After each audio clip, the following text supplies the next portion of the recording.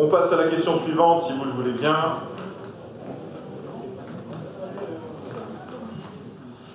Donc, modification des indemnités de fonction du président, des vice-présidents et des conseillers communautaires. Donc, si vous vous souvenez de nos précédentes discussions, nous avions évoqué la possibilité qu'offrait le statut de notre communauté d'agglomération d'indemniser des élus communautaires avec des missions, appelons-les comme ça, tout en restant dans l'enveloppe que nous avons votée la fois dernière. Donc ce que nous vous proposons à travers cette délibération, c'est de procéder donc à la modification de la répartition des points auxquels notre collectivité a droit. Donc on était sur 770 points, si je me souviens bien, pour pouvoir réduire le nombre de points réservés au président. Je m'étais engagé à diminuer mon enveloppe, mais il se trouve que les vice-présidents ont également souhaité participer à cet effort d'indemnisation de 12 élus communautaires.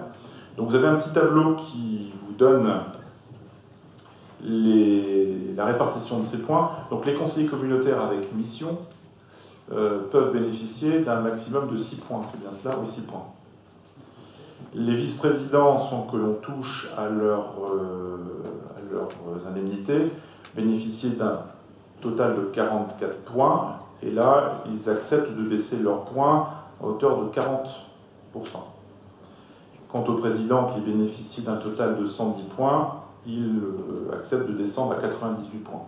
Vous avez les montants nets qui sont à droite. Brut mensuel. Alors celui-là, parce que c'est pas... Oui, ça c'était le montant.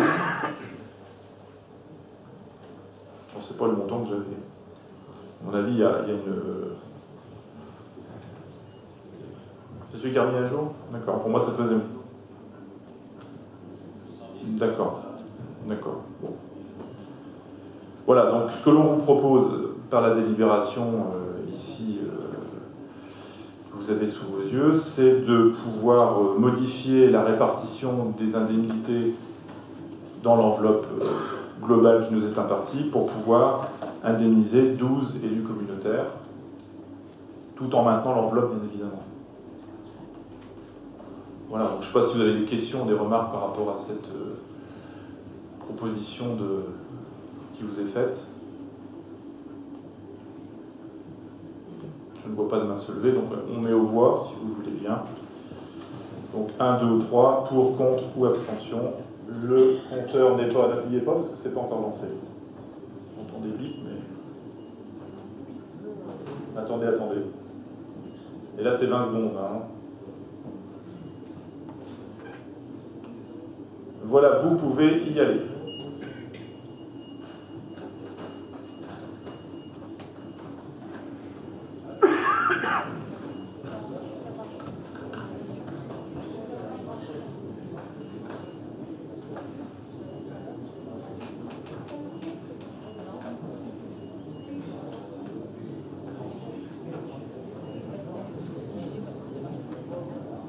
Donc nous avons 134 votes exprimés, 130 votes pour, il n'y a pas de vote contre, il y a 4 abstentions.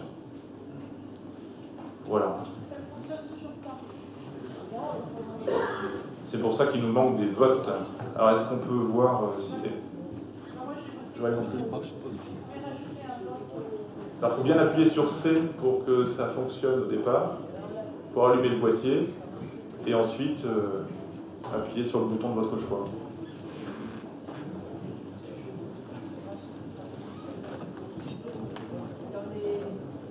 Oui. Alors, s'il faut que vous preniez le micro, parce que de là où je suis, je ne vous entends point.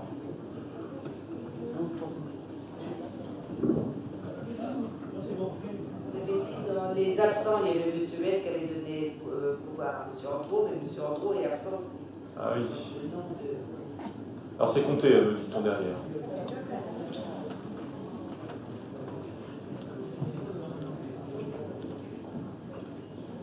Oui, Sophie, tu veux dire quelque chose? Non. Alors, on va vérifier que vous avez bien voté. Est-ce que vous pouvez nous donner votre numéro de boîtier, éventuellement? Sophie. Alors 153 pour Sophie, 152. 152 pour Francine et pour Daniel. Là, ça Et pour Daniel, ça a fonctionné. 142. Et 142, qui a parlé?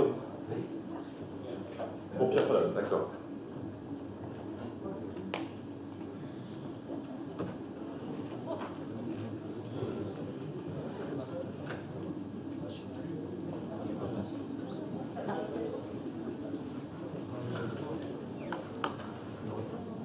Bon, on va continuer, en tout cas, voilà.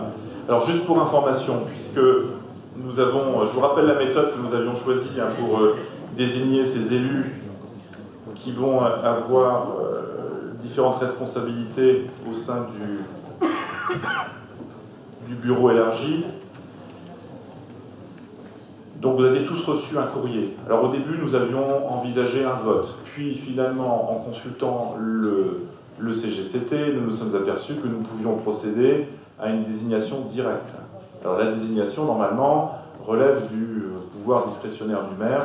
Or, j'avais souhaité que chacune des... du président. Or, j'avais souhaité que chacune des candidatures puisse être évoquée en bureau et fasse l'objet d'un vote s'il y avait deux candidatures sur une même mission. Donc, plusieurs candidatures sont parvenues jusqu'au bureau, hein, y compris jusqu'à hier matin. Et donc, nous avons examiné compétence par compétence, ou plutôt mission par mission, chacune des candidatures. Donc, je vais vous donner le résultat de cette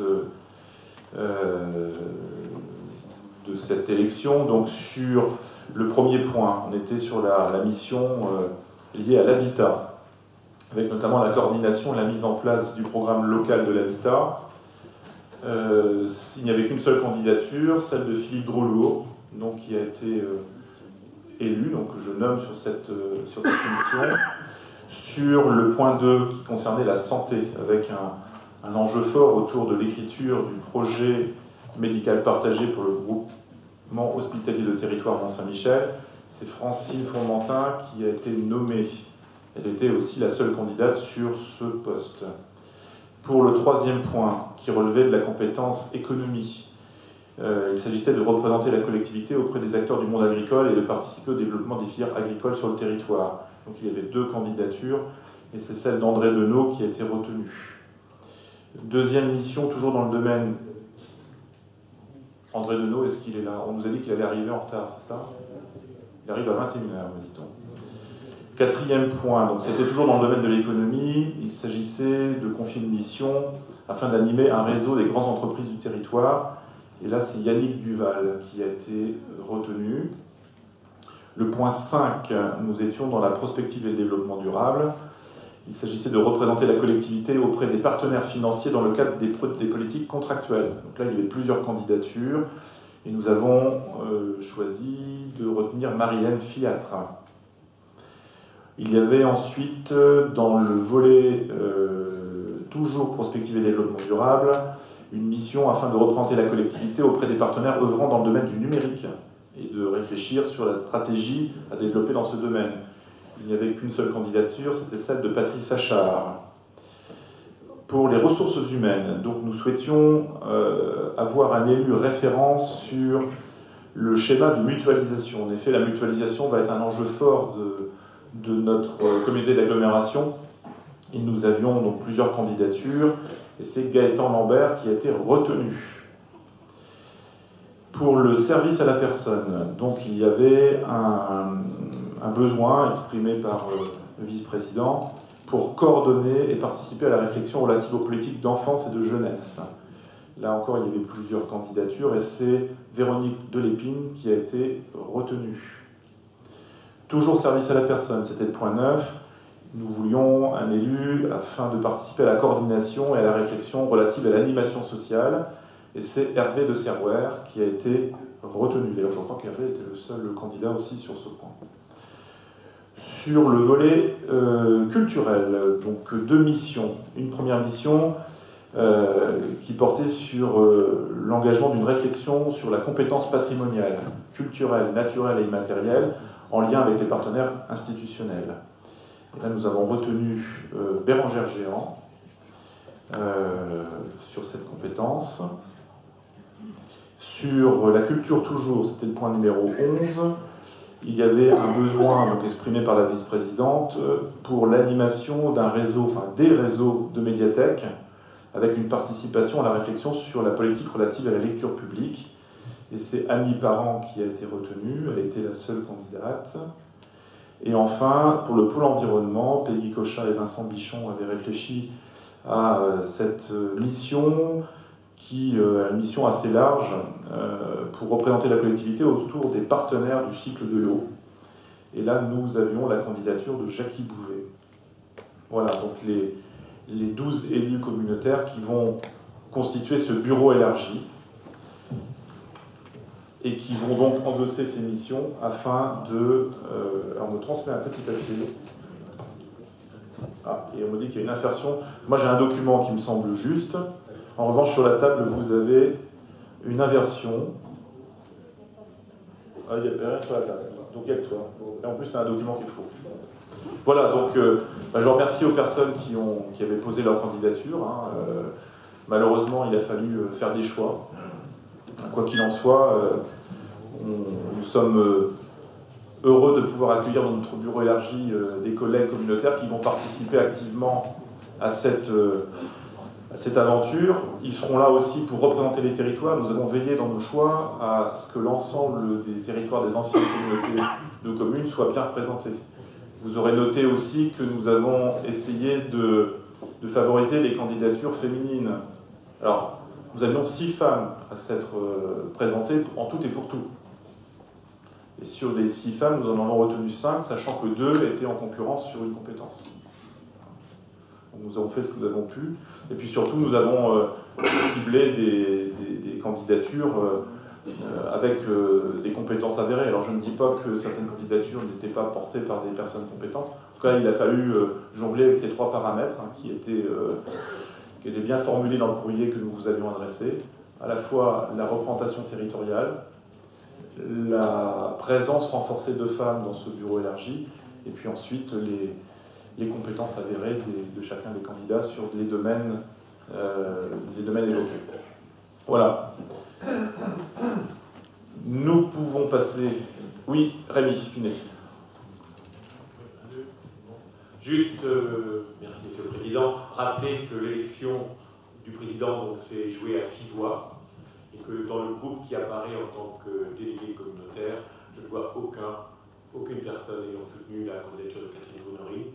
Je dirais que dans la démarche qui peut être attendue en termes d'ouverture, indépendamment du sexe, je ne vois pas du tout de réponse favorable dans ce sens-là.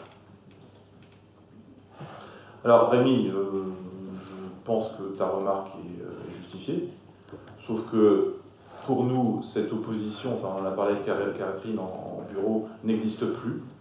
Je pense que là, non mais sérieusement, enfin je ne pense pas qu'on se place encore sur ce terrain-là. En tout cas, si toi tu es sur cette démarche-là, ça m'embête beaucoup. Alors, je sais que tu étais candidat face à Bérengère Géant sur la dimension patrimoniale. Cela dit, voilà, le choix s'est fait de manière tout à fait démocratique, il y a eu un vote. Encore une fois, je le rappelle, le président pouvait désigner de manière totalement opaque qui il voulait. Or, j'ai choisi d'adresser un courrier à chacun d'entre vous. J'ai laissé le choix à chacun d'entre vous de se positionner. Ensuite, c'est bien le bureau qui a examiné chacune des candidatures. Enfin, je veux dire, en termes de fonctionnement démocratique et de transparence, on peut difficilement faire mieux. Alors certes, il y a 2 clans qui se sont formés au moment de l'élection. Sauf que pour moi, aujourd'hui, cette élection, elle est derrière nous. Et on se projette sur l'avenir. Et dans les personnes qui sont retenues, très honnêtement, plusieurs, je ne sais pas pour qui elles ont voté, plusieurs d'entre elles. Enfin, il faut revenir à la réalité, Rémi. Alors, il y a Michel Gérard qui veut prendre la parole. Pour dire que le démarrage de cette nouvelle communauté sera une charge très importante et qu'il faut peut-être arrêter de parler d'opposition, de majorité, d'opposition. Oui, on a connu ça pendant des années, ça va bien. Surtout qu'honnêtement, enfin, là je demande à Catherine éventuellement d'abonder dans mon sens. Je pense qu'au sein du bureau, on travaille de manière extrêmement apaisée, constructive. Alors c'est vrai, la remarque que tu formules, Rémi, on l'a formulée aussi en bureau. Mais comme ça, il faut dire aussi, alors très clairement, que du côté des personnes qui s'étaient affichées en faveur de Catherine, il n'y avait pas non plus énormément de candidatures. Ouais. En tout cas, j'espère que le résultat... Je comprends ta déception, Ami. Hein. Tu as été candidat à une vice-présidence à plusieurs reprises. On s'est rencontrés pour évoquer ta candidature sur cette mission-là. Je peux pour tout dire, le choix qui a été fait, c'est aussi le choix non seulement du bureau, mais aussi de la vice-présidence, en charge de la culture. Enfin, encore une fois, tout ça s'est fait dans la plus grande transparence et dans la concertation. Je voudrais juste ajouter qu'il n'est pas question de déception de mon point de vue, mais d'un exercice, je dirais, délicat du pouvoir, et nous savons bien que les hommes et les femmes ont besoin de se reconnaître. Aujourd'hui, de mon point de vue, je l'assume comme tel, la reconnaissance n'y est pas sur, je dirais, l'affichage. Mais c'est mon point de vue. Enfin, moi, je pense que les deux critères qui sont importants, c'est le critère des compétences et le critère territorial. Je pense qu'en cherchant à travailler justement sur cette représentation des territoires, nous avons obtenu un résultat qui est, somme toute, assez satisfaisant. Même si, bien évidemment, c'est pas parfait, Rémi, j'en conçois. Je conçois bien. En tout cas, on a essayé de faire de notre mieux, je peux t'assurer. En tout cas, c'était vraiment le souci du bureau. Bien. Écoutez, merci pour cela. On peut passer à la question